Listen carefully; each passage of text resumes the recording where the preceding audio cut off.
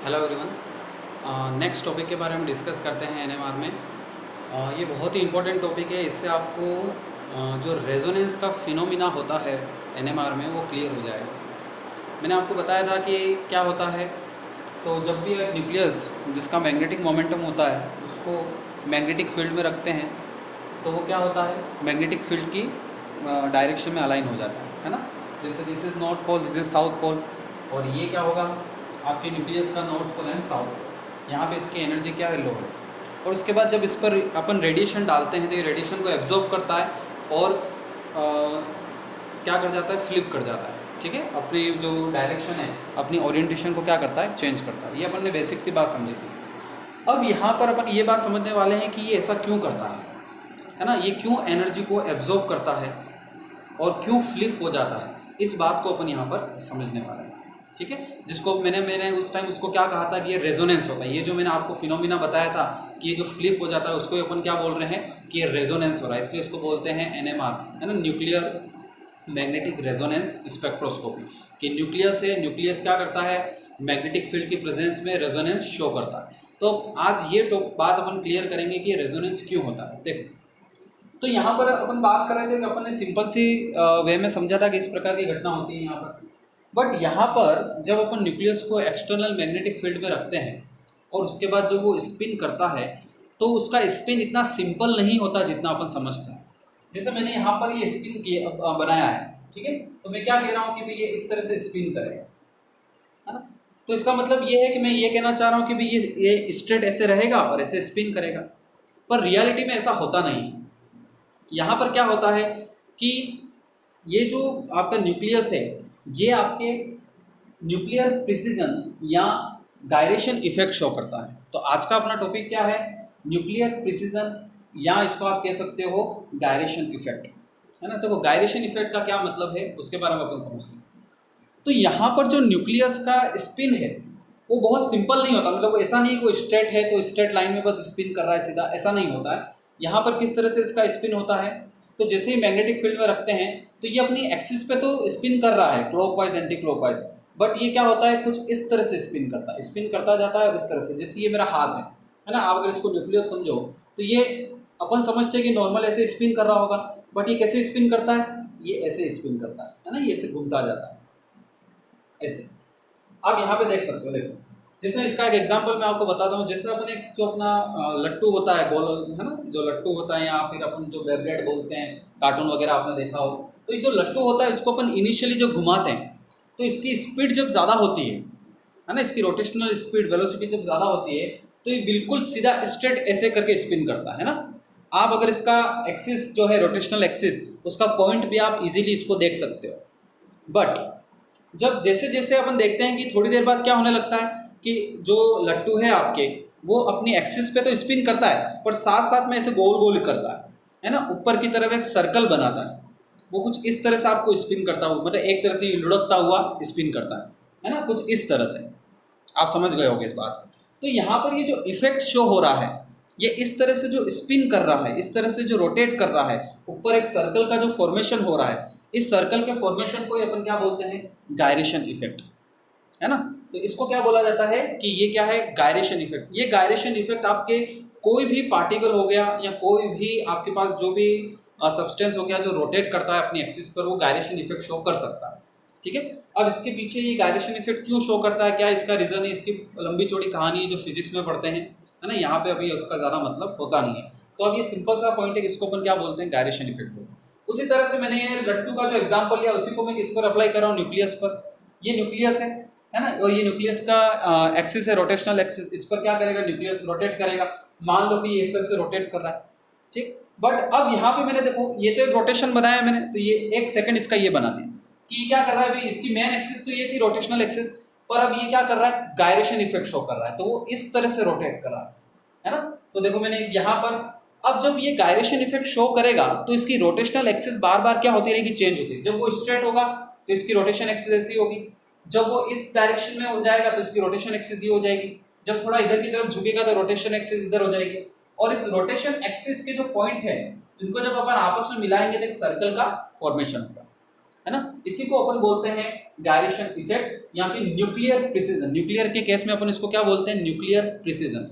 तो इसका मतलब ये है कि जब मैग्नेटिक एक्सटर्नल मैग्नेटिक फील्ड में आप जब न्यूक्लियस को लाओगे तो न्यूक्लियस स्पिन करेगा और स्पिन के साथ क्या शो करेगा, गायरेशन इफेक्ट शो करेगा, या उसको अपन क्या बोलेंगे, ये क्या हो रहा है, न्यूक्लियर प्रिसीजन हो रहा है। ओके, क्लियर है। तो जैसे मैंने यहाँ मैंने बोला सिंपल सा न्यूक्लियस बनाया और यहाँ पे मैंने जो न्यूक्लियस बनाया ये गायरेशन इफेक्ट शो कर रहा है। अब ये क्या कर रहा है ना, पूरा इस तरह से लुढ़कता हुआ क्या कर रहा है, रोटेट कर रहा है और ये सर्कल का फॉर्मेशन कर रहा है। ठीक है, यहाँ पर ये जो सर्कल का फॉर्मेशन हो रहा है, इस सर्कल के फॉर्मेशन को अपन क्या बोलते हैं, न्यूक्लियर प्रिसीजन कहते हैं। क्लियर हो गया पॉइंट। अब आगे बात करते हैं, नेक्स्ट पॉइंट अपन डिस्कस करते हैं न्यूक्लियर प्रिसीजन फ्रीक्वेंसी। देखो फ्रीक्वेंसी का क्या मतलब है, अब यहाँ पर होने वाला क्या है कि इस गायरेशन इफेक्ट से जो न्यूक्लियस का जो मैग्नेटिक मोमेंटम है वो रेगुलरली चेंज होगा।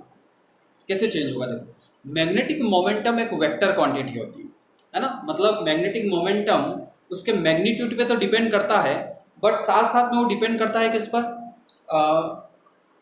डायरेक्शन पे भी डिपेंड करता है कि वो किस डायरेक्शन में है ना।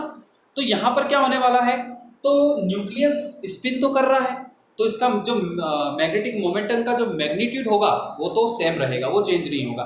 बट इस गायरेशन इफेक्ट की वजह से या इस न्यूक्लियर प्रिसीजन की वजह से यहाँ पर इसकी डायरेक्शन, जो मैग्नेटिक मोमेंटम की डायरेक्शन है वो रेगुलरली क्या हो रही, चेंज हो रही है। अब मैग्नेटिक मोमेंटम की डायरेक्शन रेगुलरली चेंज होगी तो आपके मैग्नेटिक मोमेंटम की वैल्यू भी क्या होगी, चेंज होगी। और ये मैग्नेटिक मोमेंटम की वैल्यू जो चेंज होगी उसकी जो फ्रीक्वेंसी होती है उस फ्रीक्वेंसी को अपन क्या बोलते हैं, प्रिसीजन, न्यूक्लियर प्रिसीजन फ्रीक्वेंसी, या उसे बोला जाता है लार्मोर फ्रीक्वेंसी। क्या बोला जाता है, लार्मोर फ्रीक्वेंसी। ठीक है, मैं एक और बार इसको रिपीट कर रहा हूं, देखो ध्यान से, कि न्यूक्लियस क्या करता है, एक्सटर्नल मैग्नेटिक फील्ड में गायरेशन इफेक्ट शो करता है। इस गायरेशन इफेक्ट की वजह से जो मैग्नेटिक मोमेंटम है न्यूक्लियस का वो क्या होता है, रेगुलरली चेंज होता रहता है। कैसे चेंज होगा, क्योंकि मैग्नेटिक मोमेंटम एक वेक्टर क्वांटिटी है जो मैग्नीट्यूड पे तो डिपेंड करती है, बट साथ साथ में किस पे डिपेंड करती है, डायरेक्शन पे डिपेंड करती है। तो यहाँ पर क्या हो रहा है कि आपका जो न्यूक्लियस है वो स्पिन कर रहा है, और जो न्यूक्लियस स्पिन कर रहा है उसका मैग्नेटिक मोमेंट जनरेट हो रहा है, और साथ साथ में इसकी डायरेक्शन, गायरेशन इफेक्ट की वजह से इसकी डायरेक्शन क्या हो रही है, रेगुलरली चेंज हो रही है, जिसकी वजह से मैग्नेटिक मोमेंटम भी क्या होगा, चेंज होगा। और ये मैग्नेटिक मोमेंटम जो रेगुलर चेंज हो रहा है, इसकी जो फ्रीक्वेंसी होती है उस फ्रीक्वेंसी को अपन क्या बोलते हैं, लार्मोर फ्रीक्वेंसी, है ना, या प्रिसीजनल न्यूक्लियर प्रिसीजन फ्रीक्वेंसी इसको बोला जाता है। ओके, क्लियर है। ठीक है, अब आगे बात करते हैं। तो यहाँ तक मुझे लगता है आपको क्लियर हो गया होगा कि जो न्यूक्लियर है वो प्रिसीजन या गायरेशन इफेक्ट शो करता है, और उसी गायरेशन इफेक्ट की वजह से जो मैग्नेटिक मोमेंटम है वो रेगुलरली क्या होता रहता है, चेंज होता रहता है। अब ये जो मैग्नेटिक मोमेंटम यहाँ पे चेंज हो रहा है ना, यहाँ पे जो मैग्नेटिक फील्ड जो चेंज हो रही है बार बार, जो उसकी जो चेंज हो रही है, अगर उसकी फ्रीक्वेंसी को क्या एज्यूम कर लेता हूँ मैं, म्यू नॉट। मान लो कि आपको न्यूक्लियस की जो मैग्नेटिक मोमेंटम है जो रेगुलरली चेंज हो रहा है उसकी फ्रीक्वेंसी मैंने क्या मान ली, म्यू नॉट, है ना, एज्यूम कर ली। अब अपन आगे समझ सकते हो। तो अब इस पे अपन क्या कर रहे हैं, रेडिएशन को यहाँ पर इस पे रेडिएशन डाल रहे हैं अपन, है ना। तो ये कब रेडिएशन को एब्जॉर्ब करेगा, है ना, मतलब ये रेजोनेंस का फिनोमिना कैसे होता है, अब उसकी अपन डिस्कस करते हैं। तो आपको अच्छे से पता है जो रेडिएशन होती है वो क्या है, इलेक्ट्रोमैग्नेटिक वेव्स है। इलेक्ट्रोमैग्नेटिक वेव्स में क्या होता है कि आपकी जो इलेक्ट्रिक फील्ड होती है एंड जो मैग्नेटिक फील्ड होती है वो एक दूसरे की क्या होती है, परपेंडिकुलर होती है। ठीक है, और इस इलेक्ट्रोमैग्नेटिक वेव में जो मैग्नेटिक फील्ड होती है वो भी क्या हो रही है, रेगुलरली चेंज हो रही है ना। ध्यान से सुनना इसको, आपकी जो इलेक्ट्रोमैग्नेटिक वेव है उसमें जो मैग्नेटिक फील्ड है या फिर इलेक्ट्रिक फील्ड है, अभी मैं मैग्नेटिक फील्ड पे ही कंसंट्रेट कर रहा हूँ, जो मैग्नेटिक फील्ड है वो भी क्या होती है, रेगुलरली चेंज होती है ना। तो उसकी भी फ्रीक्वेंसी होती है जिसको अपन बोलते हैं इलेक्ट्रोमैग्नेटिक फ्रीक्वेंसी। ठीक है, और उस फ्रीक्वेंसी को मैं एज्यूम कर लेता हूँ वो क्या है, म्यू। फिर से मैंने यहाँ पे ले लिया कि लार्मोर फ्रीक्वेंसी क्या ले ली मैंने, म्यू नॉट। ठीक है, और जो इलेक्ट्रोमैग्नेटिक वेव जिससे रेडिएशन जिससे बनी होती है, किससे बनी होती है, इलेक्ट्रोमैग्नेटिक वेव से, उसमें जो मैग्नेटिक फील्ड है वो भी क्या होती है, रेगुलरली चेंज होती है, और उसकी फ्रीक्वेंसी मैंने क्या ले ली, म्यू, है ना। तो जिस टाइम ये म्यू नॉट और ये म्यू दोनों इक्वल हो जाते हैं या फिर जो इक्वल रहते हैं, उस टाइम क्या होता है, रेजोनेंस हो जाता है।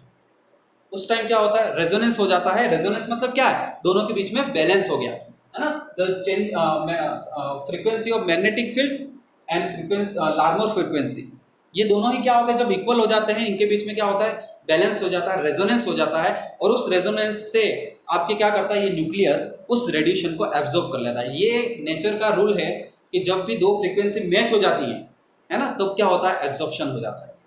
आप किसी पे भी अप्लाई कर सकते हो। जब दो, जैसे कोई दो पर्सन है, उनकी अगर फ्रीक्वेंसी मैच हो जाती है तो वो एक दूसरे के साथ बहुत अच्छे से क्या होता है, एडजस्ट कर लेते हैं, है ना।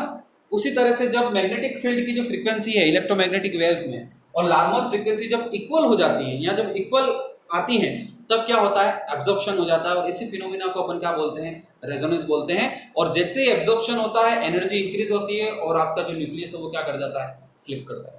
ठीक है, तो this is nuclear precision gyration effect and Larmor frequency. तो आप आराम से समझ गए होंगे कि गायरेशन इफेक्ट का मतलब क्या है और कितना इंपॉर्टेंट रोल है इसका। ठीक है, थैंक यू सो मच। आज